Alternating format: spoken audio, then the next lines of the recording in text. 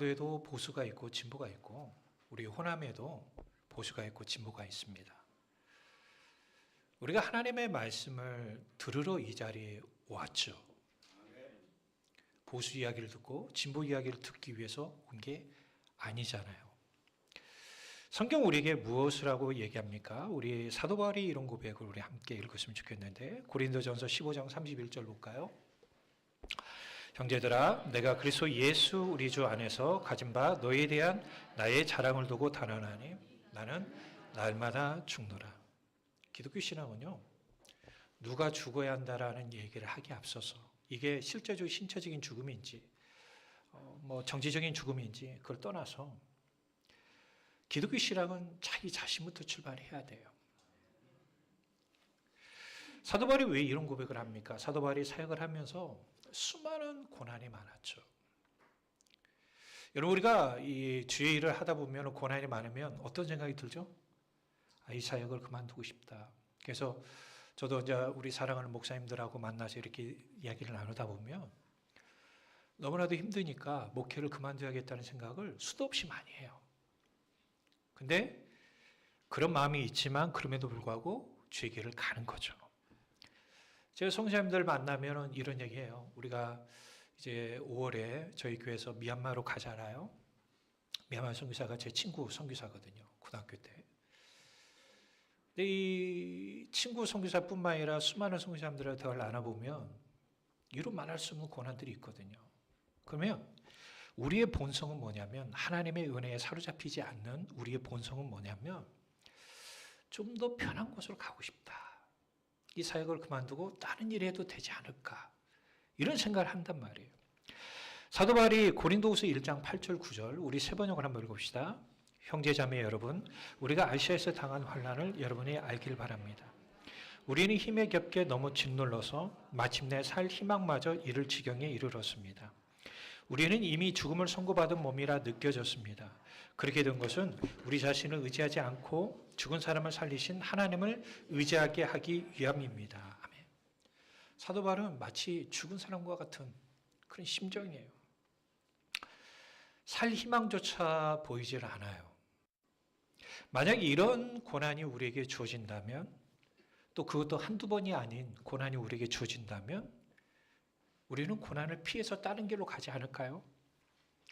사도 바울이라고 그런 마음 없었을까요? 그래서 그는 그런 자신을 날마다 죽는다라고 고백하는 거예요. 저는 이 시간에 우리 모두가 좁은 문으로 들어가는 삶을 살기 위해서 남을 먼저 바라볼 것이 아니라 우리 자신을 진실되게 바라보는 말씀의 시간이 됐으면 좋겠어요. 사도 바울은 사랑하는 믿음의 아들인 디도에게 본문을 통해서 온전한 교회를 세우기 위한 귀한 권면을 하죠. 디도서 1장 5절 한번 볼까요? 내가 너를 그레데에 남겨둔 이유는 남은 일을 정리하고 내가 명한 대로 각 성의 장로들을 세우게 하려 함이니. 사도 바울은 디도를 이 그레데 섬에 남겨뒀다고 그래요. 그러면 사도 바울이 이전에 이곳에 방문했다는 거 안 했다는 거예요? 예, 사도행전에서 보면 그레데 섬에서 사도 바울이 어떤 사역을 했는지에 대한 언급이 없어요. 단지 그레데 섬에 있는 지명이 등장이 되죠. 베닉스, 미항, 라세아. 성경을 많이 읽어보신 분들은 이 지명을 들으면 이곳이었구나라고 생각하겠죠. 자, 우리 사도 바울의 그 그레데 섬에 한번 지도를 한번 여러분 볼까요? 우리 크레타 섬이에요. 여기는 여러분 많은 사람들이 여행을 가고 싶어하는 섬이기도 해요. 지중해에 있는 아주 좋은 곳이죠. 사도 바울이 여기에 방문했다가 다른 사역지로 갔는지 뭔지는 모르겠어요. 그런데 중요한 것은 뭐냐면 사도 바울이 여기를 디도를 놓고 떠나면서 아마 사도 바울이 남은 사역이 있으니까 디도에게 부탁을 한 것 같아요. 그리고 장로를 세우는 일을 부탁을 했습니다. 우리 신약의 장로라는 단어는 무엇입니까? 헬라어로 프레스비테로스라는 단어죠. 단순히 연장자라는 의미로 쓰였지만 이 교회 안에서 이 장로라는 말은 무슨 말이냐면 신앙의 연장자로서 교회를 다스리고 교인을 양육하는 지도자죠. 그래서 사도 바울은 우리 장로교회 창시자인 요한 칼빈은 이 장로를 통해서 교회에는 두 가지 장로가 있다라고 얘기를 해요. 첫 번째는 가르치는 장로. 그 누굴 말해요? 목회자를 얘기해요. 그리고 두 번째, 다스리는 장로. 지금 우리 교회 장로님들 말하죠. 그래서 우리 장로교회는 두 가지 중요한 직책이 바로 담임 목사와 장로죠. 다시금 본문으로 돌아갈게요. 그런데 문제는 뭐냐면 교회에 장로를 세워야 하는데 거짓 선생들이 너무 많은 거예요. 여러분, 마태복음 7장 15, 16절에 보면 우리 주님께서 이런 말씀을 이미 했었어요. 거짓 선자들을 삼가라. 양의 옷을 입고 너희에게 나오나 속에는 노락질하는 일이라. 그들의 열매로 그들을 알지니 가시나무에서 포도를 또는 엉겅퀴에서 무화과를 따겠느냐. 아멘. 제가 그 미국에 유학을 가게 된다면 가고 싶은 그 학교 중에 한 곳이 어떤 곳이냐면 신학생 1대 그다음에 교수하고 1대1로 졸업할 때까지 쭉 교제를 나눠요.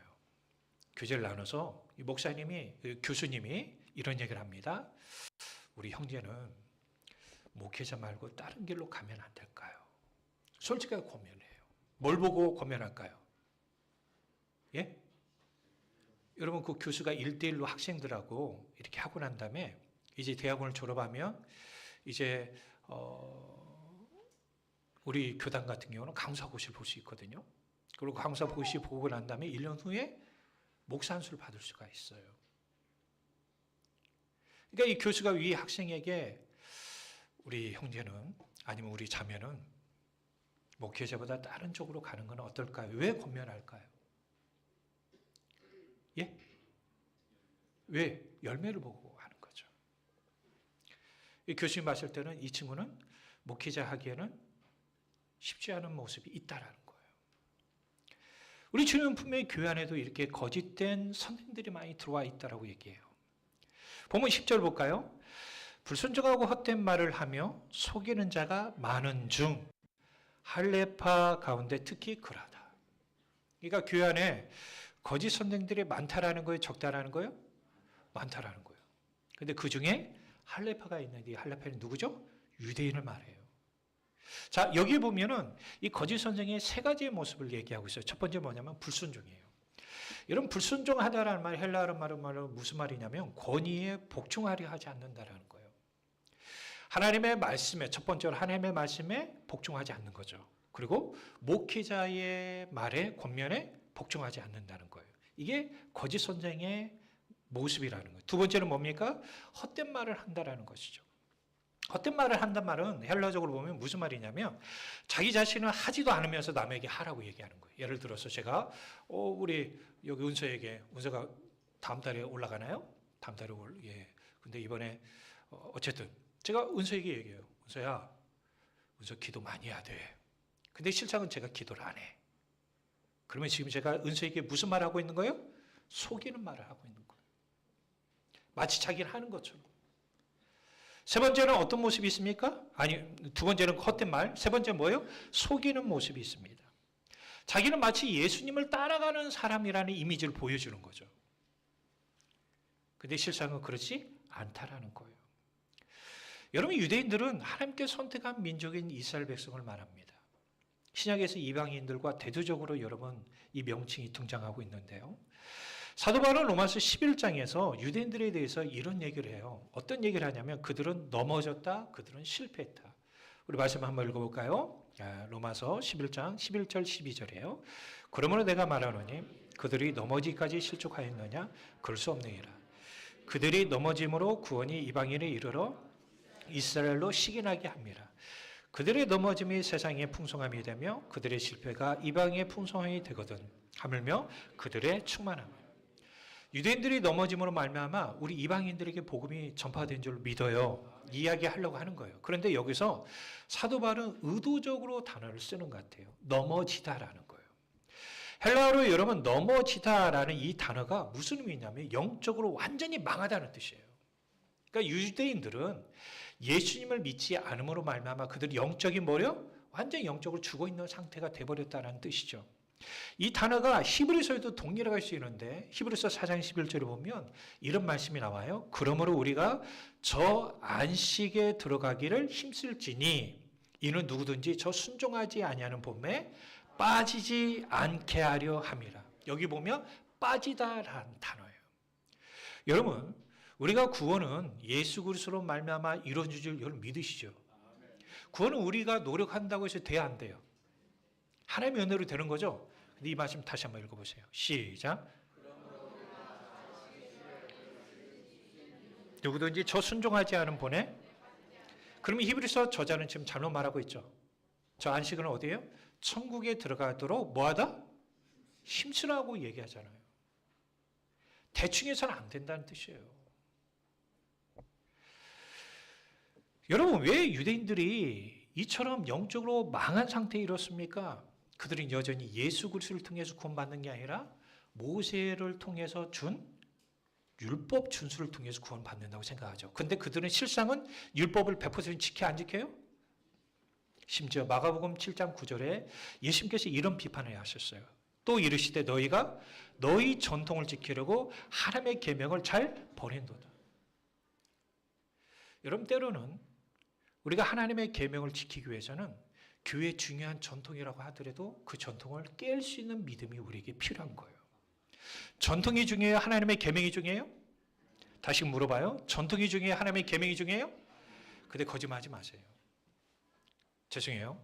여러분들, 제가 이렇게 지금까지 살아온 모든 것들을 보면 하나님 계명보다 중요한 게 전통이에요. 전통이 더 중요해요. 그 틀을 못 깨는 거예요. 그래서 신앙생활을 하다 보면 자기 자신의 나름대로 그동안 신앙생활을 했던 전통이 있어요. 틀이 있단 말이에요. 그 틀을 안 깨요.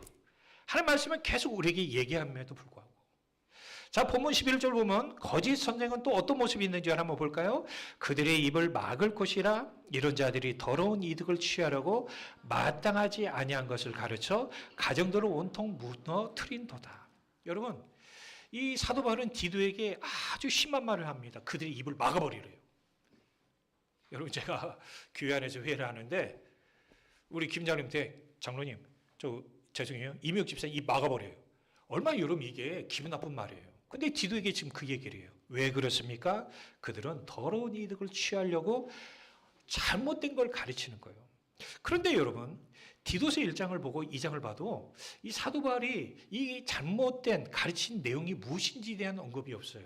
그런데 다시 서신서를 보니까 이와 비슷한 것들이 나옵니다. 자, 디모데전서 4장 1절부터 4절 말씀 보면 그러나 성령이 밝히 말씀하시기를 후일에 어떤 사람들이 믿음에서 떠나 미혹하는 영과 귀신의 가르침을 따르라 하셨으니 자기 양심이 화인을 맞아서 외식함으로 거짓말하는 자들이라. 혼인을 금하고 어떤 음식을 먹지 말라고 할 터이나 음식물은 하나님이 지으신 바니 믿는 자들과 진리를 아는 자들이 감사함으로 받을 것이니라. 하나님께서 지으신 모든 것이 선함에 감사함으로 받며 버릴 것이옵니다. 여기서 유대인들이 교회를 혼란스럽게 가르치는 가르침이 두 개가 있어요. 하나는 뭐냐? 결혼하지 말라. 하나는 음식이라는 거예요. 여러분, 이 틀이 얼마나 강력한 줄 아십니까? 사람들이 이 결혼하지 말란 말을 듣고 문제는 뭐냐면 기존에 결혼한 사람이 서로 간의 결혼을 종료시킨 거예요. 헤어지자라는 거예요. 그럼 이거는 가정을 뭐 하는 거예요? 파탄시키는 일이죠. 저번에 뉴질랜드에서 유대인 신부가 왔잖아요. 만나기 위해서. 그래서 제가 다명으로 가서 여기 왔으니까 보통 여러분들 뭘 대접하고 싶어요? 한정식을 제가 대접을 했죠. 그랬더니요, 야, 피곤하네요. 어렸을 때부터 유대인 성분을 가진 그리스도인이라 반찬 하나를 보면 포크? 너? 너 하면 먹어요. 또? 포크? 심지어 김치에도 돼지고기가 들어가냐 물어보더라고요. 근데 사실 오늘 새벽에도 제가 선포된 말씀이 뭐냐면 음식에 문제가 있는 게 아니라 우리 마음이 문제인 거예요. 여러분, 우리가 마음을 온전히 함께 향하지 못하면 예배 실패합니다. 앉아있다 가는 예배 같아요.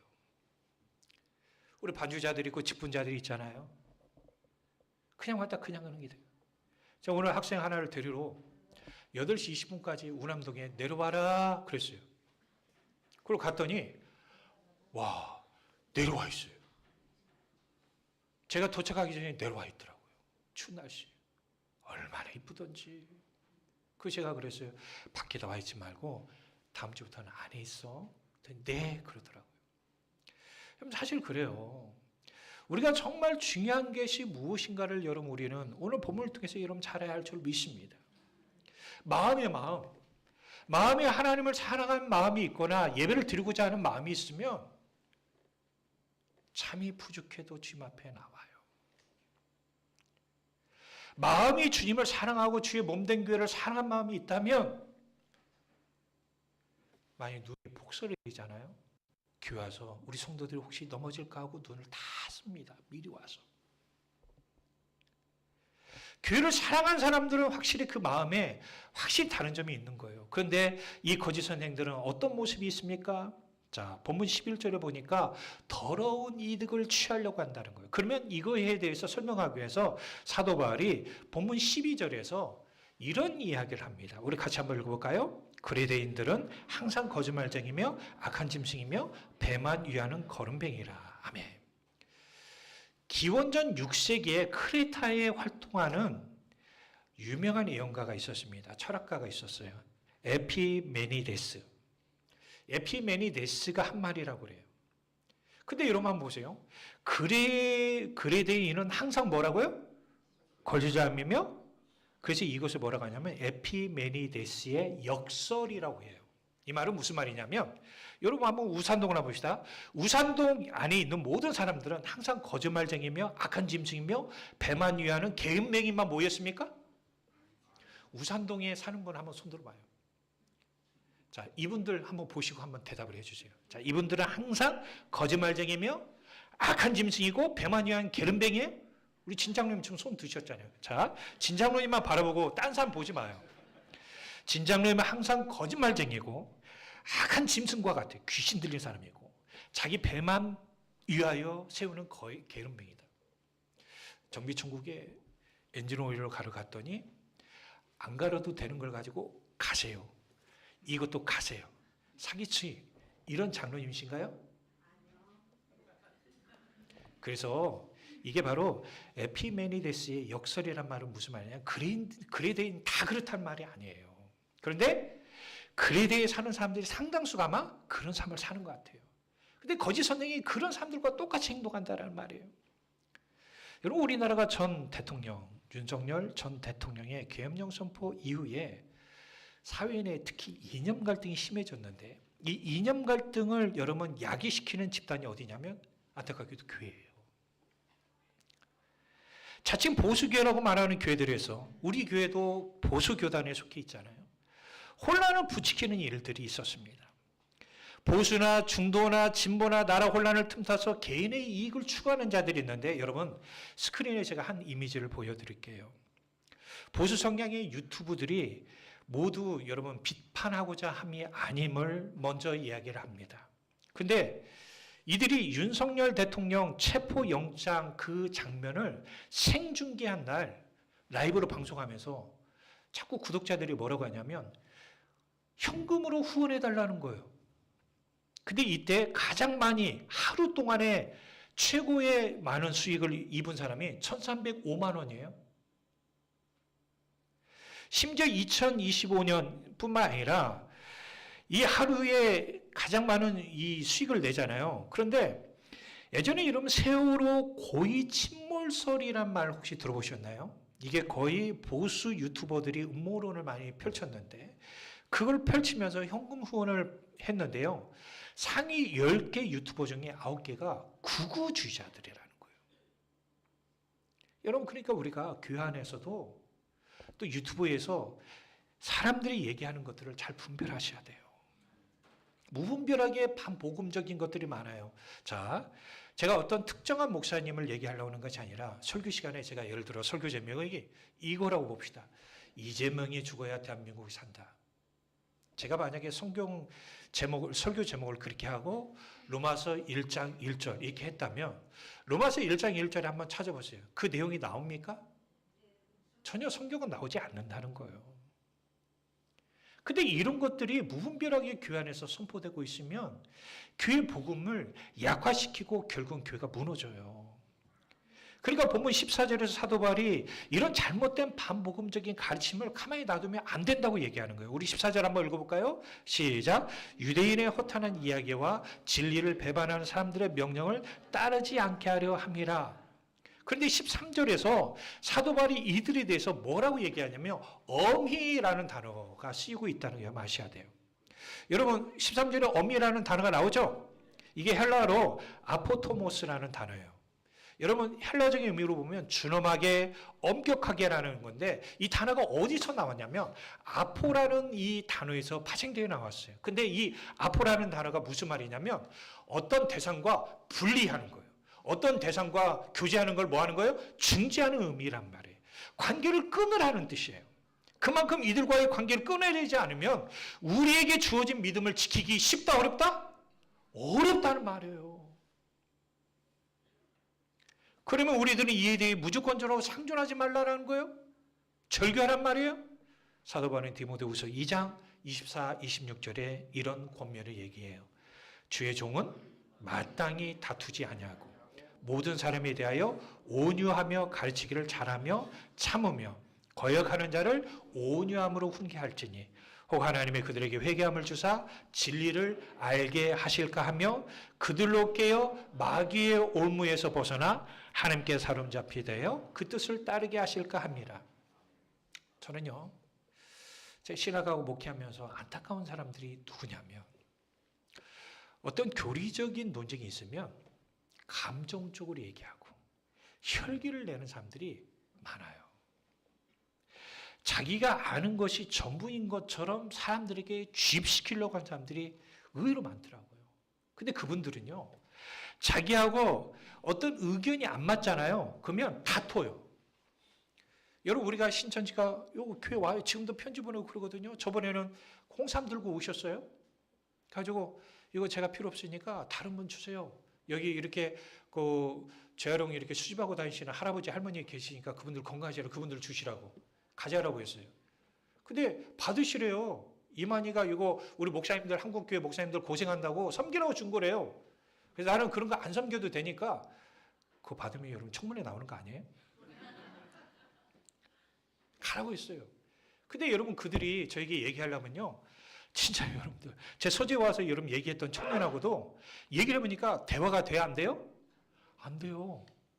제가 뭐 때문에 여러분 뚜껑 열릴 뻔 했어요. 죄송해요. 그게 뭐냐면 사람은 안 죽는데요. 뭐라고요? 그럼 제가 이 친구에게 얘기를 해야죠.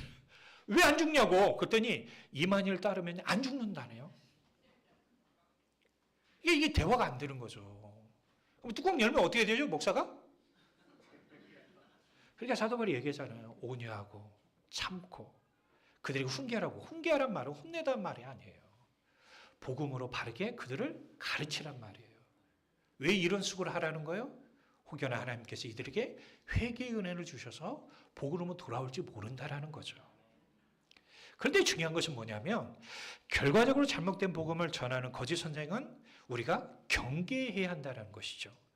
마지막으로 오늘 어떻게 보면 중요한 말씀이 16절입니다. 그들의 삶의 모습은 뭡니까? 그들이 하나님을 시인하나 행위로 부인하니 가증한 자요 복종하지 아니한 자요 모든 선한 일을 버리는 자니라. 여러분 거짓 선생들에게 이런 모습이 있는데 이 말씀을 가지고 우리 삶을 한번 점검해 봅시다. 저도 그렇지만 우리 모두에게 한번 물어봅시다. 우리 거짓 선생이라고 생각해 본 적이 있나요? 오늘 학생회 교사들 아침부터 오셔가지고 고생하셨는데 우리 학생회 교사들 중에 주일학교 교사들 중에 자기가 거짓 선생이라고 생각하는 사람 손 들어봐요. 그런 생각조차도 하지 않죠. 자신이 잘못된 복음을 믿고 있다라고 한 번이라도 생각해 본 사람 있나요? 없죠. 근데 우리 삶을 한번 봅시다. 제가 한번 여러분들에게 물어보겠습니다. 하나님께서 이 세상의 모든 만물을 창조하신 분을 믿으십니까? 하나님 홀로 계시는 살아계신 하나님인 줄 믿으십니까? 우리가 어려운 일이 있을 때마다 하나님은 우리의 어려움을 아시고 그분을 찾는 자에게 은혜를 주신 분이라는 걸 여러분 믿으십니까? 우리를 구속하기 위해 이 땅에 예수님 보내주시고 예수님을 통해서 죄사함의 은혜를 받아 우리는 천국에 들어간 줄 믿으시기 바랍니다. 그런데 우리는 알고 있어요. 근데 아는 대로 지금 살아가고 있나요? 요즘 우리나라가 경기가 안 좋다 보니까 또 이제 저희 주변의 사람들이 이제 우리 목사님들도 그러시더라고요. 한 60 언저리 이렇게 되신 분들이 목사님 요즘 내가 여성 호르몬이 나오나 봐. 요즘 나 갱년기인가 봐. 뭐 호르몬이 내 안에서 살아 역사 움직인다고 성경 용어를 가지고 얘기하신 분도 계셨어요. 근데 제가 그 말을 하려는 게 아니라 우리는 분명히 어려워요. 지금 교회적으로도 경제적으로 참 어려우신 분들이 주변에 많습니다. 그러면 이 어려운 문제가 있으면 우리는 성경을 통해서 이 어려운 문제를 가지고 누구 앞에 나오라고 하죠? 근데 기도의 자리에 나오신 분들이 많이 없네요. 그러면 우리가 어려운 문제가 있음에도 불구하고 주님 앞에 나오지 않는단 말은 무슨 말이냐면 여러분들은 기도 제목이 없다는 뜻이죠. 근데 우리가 하나님의 말씀에 순종하지 않는다는 거죠. 좁은 문으로 들어가는 길은 자기 자신에게 집중하는 길이 아닙니다. 좁은 문으로 들어가는 사람은 하나님의 말씀에 집중하는 사람이에요. 근데 여러분, 하나님 말씀에 집중하는 사람들은 굉장히 불편한 거 아시나요? 예를 들어서 우리 원서가 하나님의 은혜를 입어서 한의원을 차리게 됩니다. 근데 희한하게 월, 화, 수, 목, 금, 토, 일 중에 희한하게 일요일날 장사가 제일 잘 돼. 그럼 은서의 마음속에 뭐가 있어요? 은행에서 지금 대출 한 30억 받았어요. 매달마다 나가야 할 이자가 있고 또 그런 얘기들 하시더라고요. 왜 이렇게 직원들 월급 주는 날은 그렇게 빨리 오는지 모르겠다고. 월세 나는 날은 왜 이렇게 빨리 오는지 모르겠다고. 그런데 계산해 보니까 월, 화, 수, 목, 금, 토 장사해가지고는 이 부채 탕감하기가 어려워. 병원 운영하기가 어려워. 그러면 은사의 계산적으로는 뭐죠? 예? 근데 은사의 마음속에 이런 게 있는 거예요. 아니야. 나는 하나님을 믿어. 이 병원의 운영은 내가 번 수익이 아니라 하나님이 하실 거야. 이게 아는 것에 따라 행동하는 삶의 모습인 거죠. 다시 16절 말씀 읽어봅시다. 시작. 그들이 하나님을 시인하나 행위로 부인한다는 거예요. 이 말은 무슨 말이냐면 아는 대로 살지 않아요.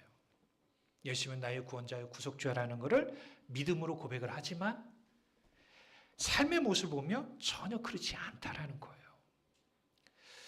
예전에 제가 언급을 했지만 다시금 언급해 드립니다. 미국의 구도자 예배에 선도적인 역할을 했던 빌 하이벨스 목사님 계십니다. 미국의 시카고의 윌로우 크릭 교회입니다. 이 교회는 참 특이한 게 뭐냐면 교회에 십자가가 없어요. 왜? 성도들이 십자가를 달면 좀 거부감이 있다라고 해서 십자가를 달지 않았습니다. 초신자든 예수 믿지 않는 사람들 언제든 교회를 하는 거예요. 그리고 이 교회는 악기를 다루는 사람들이 거의 여러분들 전문가들급이에요. 그러니까 일반 공연에 뺨칠 정도로 이 교회는 딱 들으면요 찬양도 웅장해요. 사람들이 많이 모여들었어요. 그래서 이 교회가 한순간에 막 15,000명의 성도들이 된 거예요. 자, 목회 성공했어요? 안 성공했어요? 목사님이 그러고 난 다음에 우리 교회에 대해서 한번 심층 조사를 한번 해봤으면 좋겠다 라고 해서 3년을 통해서 이제 조사하고 면담을 통해서 제자훈련이라는 이거를 한번 하게 되는데 여기에 참여한 인원이 10,000명이에요. 그러면 교회 상당수 많은 인원들이 이 조사에 참여했다는 거 아니에요? 그런데 결론은 뭐냐면 윌로우 크릭 교회 제자훈련은 실패했다. 나는 실패했다라고 인정을 한 거예요. 왜 그러냐면 교회에서 이 교회는 서점도 있어요. 서점은 굉장히 큽니다. 카페도 굉장해요. 여러분들 우리가 큰 교회 혹시 가보시면 알겠지만 주일날 원쇼핑이 다 돼요. 진짜요. 여러분 여기서 우리 유아실에서 하은이가 엄마 사탕 사줘 그러는데 아무리 찾아봐 사탕이 없어요. 그렇죠? 근데 큰 교회 가면 매점 다 있어요. 가서 사면 되거든요. 남들이 봤을 때 시설적으로 너무 좋은 거예요. 그런데요. 그게 성도들로 하여금 영적으로 성장하고 성숙하는 게 아니었다라는 거예요. 그리고 이분이 결론이 뭐냐면 얼마나 개인적으로 하나님과의 관계 속에서 하나님 말씀을 읽고 묵상하고 기도하고 그대로 살아가려고 하느냐. 그게 중요하다는 걸 절실히 깨닫는 거예요. 그리고 이 목사님도 간음죄로 인하여 담임 목사를 사임하게 되죠. 지금 미국에서 이 목사님의 활동은 전혀 나오질 않아요. 제가 왜 이 이야기를 합니까? 우리는 거짓 선생하면 유대인을 떠오릅니다. 그런데 우리들의 모습을 먼저 봐야 한다는 거죠. 우리 주님께서 이런 말씀하셨어요. 요한복음 15장 5절부터 8절 말씀인데 우리 이 말씀을 잘 알면서 이 말씀을 잊어버리고 살 때가 많은 것 같아요. 나는 포도나무요, 너희는 가지라. 그가 내 안에, 내가 그 안에 거하면 사람이 열매를 많이 맺나니 나를 떠나서는 너희가 아무것도 할 수 없습니다. 사람이 내 안에 거하지 않으면 가지처럼 밖에 버려져 마르나니 사람들이 그것을 모아다가 불에 던져 사르니라. 너희가 내 안에 거하고 내 말이 너희 안에 거하면 무엇이든지 원한 대로 구하라. 그리하면 이루리라. 너희가 열매를 많이 맺으면 내 아버지께서 영광을 받으실 것이요 너희는 내 제자가 되리라.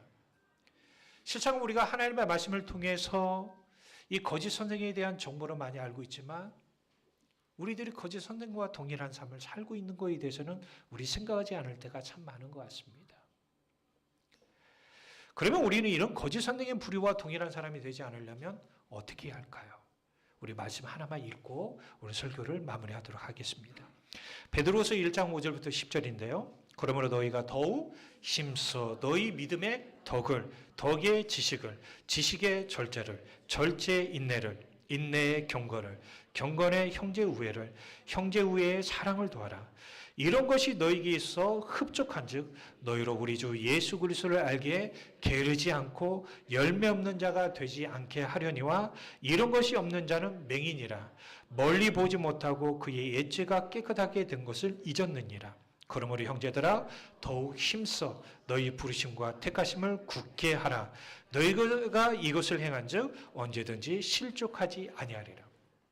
우리가 거짓 선생 되지 않으려면요, 우리가 하나님 말씀 붙잡고 사셔야 돼요. 좁은 문으로 들어갈 사람들은 하나님 말씀을 가까이 하는 사람이에요. 아멘. 제가 최근에 어떤 권사님하고 대화를 나눴어요. 근데 이런 얘기 저런 얘기 나누다가 이 권사님 저희 교회 권사님은 아니셔요. 근데 이분이 저한테 갑자기 물어봐요. 목사님, 성경을 일독하지 않으면 천국 못 가요? 그 얘기한 거예요. 그래서 왜 제가 그 물어보시나 했더니 이 권사님 하는 말은 뭐냐면 자기 평생토록 성경을 일독을 해보지 못했대요. 제가 그 이야기 들으면서 이런 생각이 들었어요. 야, 예수를 믿어도 이 땅에서 성경을 한 번도 읽지 못하고 신앙생활하는 사람들도 많겠구나. 여러분들 한번 우리의 이미지 한번 생각해 봅시다. 장로님들은 성경을 여러분 일독 이상은 했을까요? 안 했을까요? 개인적으로 한번 물어보세요. 아니 우리 이미지에서 한번 생각해 봅시다. 장로님들이라면 여러분 성경을 일독을 했었을까요? 안 했을까요? 했을 거라고 생각하죠. 자, 권사님들은 적어도 성경을 일독했을 거라고 생각해야 안 했을 거라고 생각해요. 그런데 그러지 않을 수 있다는 거예요. 그 말은 우리가 신앙적으로 아직 주 아래 머물지 못하는 분들이 많아요. 좁은 문으로 들어간 사람은 이 핑계 저 핑계 되지 않아요. 아멘. 거짓 선생이 되지 않게 하여 베드로의 말처럼 더욱 힘써 주님 앞에 나가는 우리 모두가 되시 바랍니다. 고마우신